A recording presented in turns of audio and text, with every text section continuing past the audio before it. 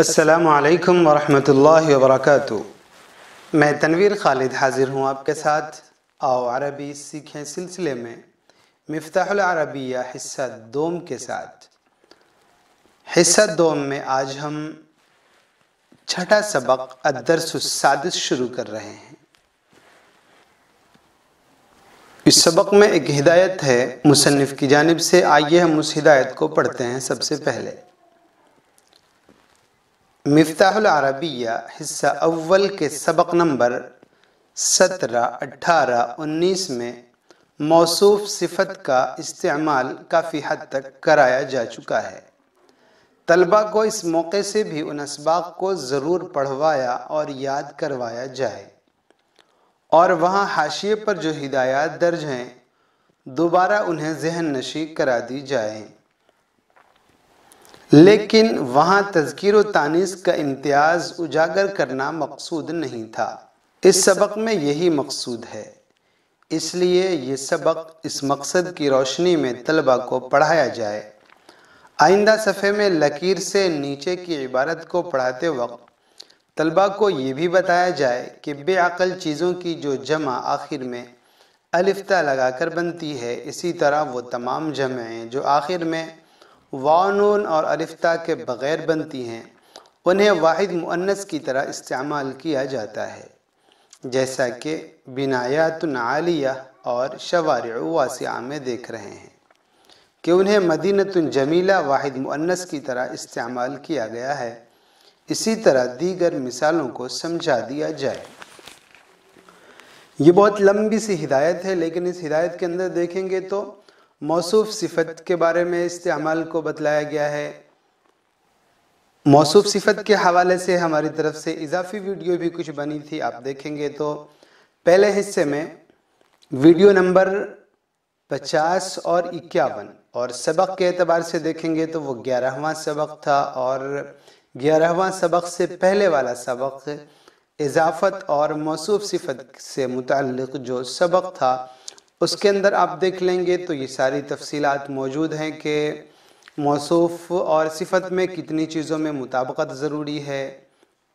تذکیر و تانیث ہو گئی، رفع نصب جر ہو گیا، واحد تثنیہ جمع ہو گیا، اور معرفہ نکرہ ہو گیا۔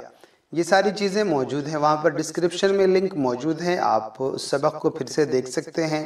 اور 17، 18، 19 جو پہلے حصے میں جو سبق تھے ان اسباق کو بھی مصنف نے کہا پھر سے پڑھنے کو، ان کا بھی لنک ڈسکرپشن میں موجود ہے، آپ اس سبق پر بھی جا سکتے ہیں۔ بطور خاص جو اضافت اور موصوف صفت سے متعلق آؤ عربی سیکھیں سلسلہ نمبر 50 اور 51، ان دونوں کو دیکھیں تو انشاءاللہ موصوف صفت سے متعلق ساری چیزیں جان جائیں گے۔ ایک اور بات جو اس سبق میں کہی گئی ہے وہ جمع سے متعلق ہے۔ جمع کی مکمل بحث آپ پڑھ چکے ہیں اسی کتاب میں، یعنی دوسرے حصے میں مفتاح العربیہ حصہ دوم میں آپ جمع سے متعلق سبق الدرس الثانی اسے آپ نے دیکھا، اس کے اندر ساری چیزیں موجود تھیں کہ کون سی چیز کی کیسی جمع لائی جاتی ہے الدرس الثانی میں، اور ایسے ہی الدرس الثالث میں یہ تمام چیزیں موجود ہیں۔ آپ انہیں پھر سے دہرا لیں تو یہ سبق پڑھنا ہمارے لیے بہت آسان ہو جائے گا۔ تو آئیے اب ہم اسی کی روشنی میں اس سبق کو پڑھتے ہیں۔ ھذا ولد رشید، یہ سمجھدار لڑکا ہے، یہ ایک سمجھدار لڑکا ہے۔ مطابقت آپ دیکھ لیں کہ مذکر ہے ولد، تو رشید بھی یہ مذکر ہے۔ یہاں پر بس یہی بتلانا مقصود ہے کہ تذکیر و تانیث میں برابری ہوتی ہے، اور آپ اضافی طور پر آپ جان ہی چکے ہیں کہ واحد تثنیہ جمع ہونے میں بھی مطابقت، اور اگر اس پر پیش ہے تو اس موصوف پر پیش ہے تو صفت پر بھی پیش، موصوف پر زبر ہے تو صفت پر بھی زبر، موصوف پر الف لام ہے تو صفت پر بھی الف لام، یہ ساری چیزیں آپ جان چکے ہیں موصوف اور صفت سے متعلق سبق کے حوالے سے، اس لیے بار بار اس کی وضاحت نہ بھی کی جائے تو آپ سمجھ ہی سکتے ہیں۔ ھذا ولد رشید، یہ ایک سمجھدار لڑکا ہے۔ الولد الرشید مجتہد، سمجھدار لڑکا محنتی ہے۔ ھذہ طفلۃ صغیرہ، یہ چھوٹی بچی ہے۔ अत्तिफलतु सगीरतु जमीला, छोटी बच्ची खूबसूरत है। हादा रजुलन सादिक, ये एक सच्चा आदमी है। अर्रजुलु सादिक आलिमुन, सच्चा आदमी आलिम है। हादिही इम्रअतुन सालिहा, ये एक नेक औरत है। देखिए यहाँ पर दोनों नकरा, इम्रातुन नकरा तो सालिहा भी नकरा। उसका अगला जुमला अलमरअतु सालिहतु साइमतुन, अलमरअतु मारिफा है, इस पर अलिफ लाम लगा हुआ है तो अस्सालिहा पर भी अलिफ लाम लग गया।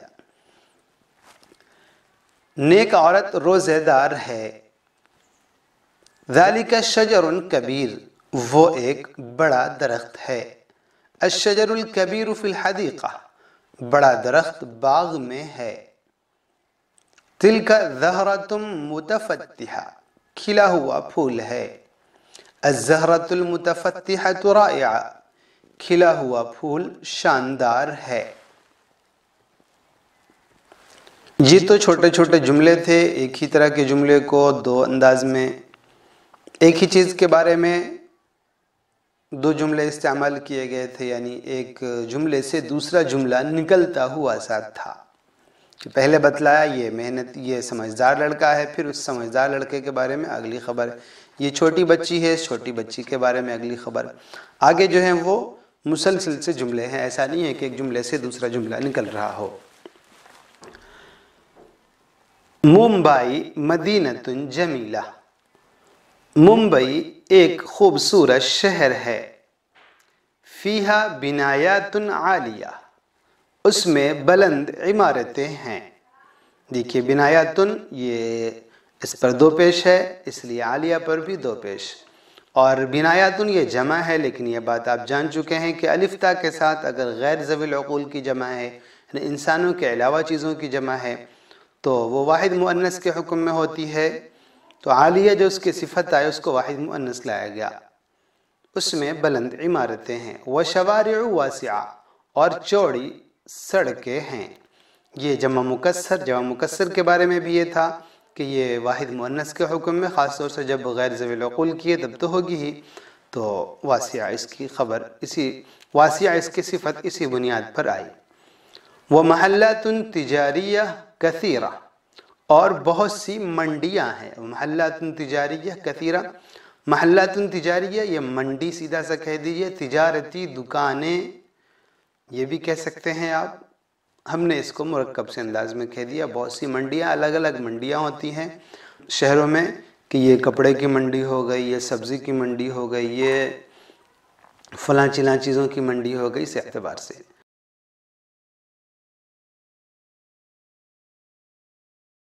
फ़हादिही महल्लातुन लिल मलाबिसिल जाहिज़ा, चुनांचे ये रेडीमेड कपड़ों की दुकानें हैं। अल मलाबिसुल जाहिज़ा, रेडीमेड कपड़े।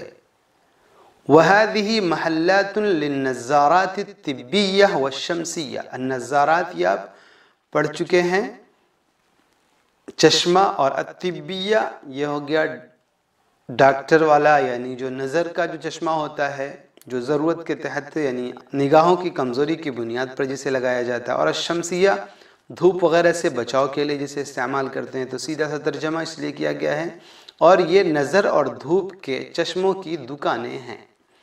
वहादिही महल्लातुन लिल अक़मिशतिल क़ुतनिया, ये सूती कपड़ों की दुकानें हैं। अल अक़मिशा कपड़ा, कुमाश से बना है अक़मिशा, और अल क़ुतनिया, क़ुतन बोलते हैं रुई को, या उसे सूत कह लें, तो उससे जो कपड़ा बनने का वो क़ुतनी होगा। तो अल अक़मिशतुल क़ुतनिया, सूती कपड़े। वहादिही महल्लातुन लिल अक़मिशतिस सूफ़िया, सूफ़ी, सूफ़ बोलते हैं ऊन को, उसी से सूफ़ी ऊन वाला। अल अक़मिशतुस सूफ़िया, ऊनी कपड़े, ये ऊनी कपड़ों की दुकानें हैं। वहादिही हदाइक़ु वासिआ, ये कुशादा बागात हैं।